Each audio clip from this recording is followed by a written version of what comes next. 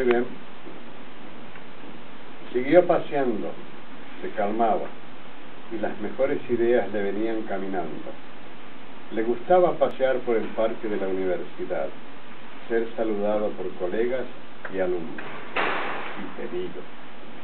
Pasear por bellos paseos con una acidez, un malestar en el estómago. Sus ideas, sí. Todo es un proceso armónico, lamentablemente lento y doloroso.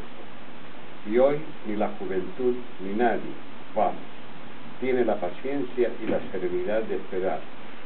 Escriben como sea, cualquier estupidez que se les ocurra, como gallina que pone su huevito, y cacareando lo lanzan a la cabeza de la gente, amontonan basura sobre basura. Él, en cambio, había pasado por un proceso. En su momento había superado la tentación de lanzar el primer huevo.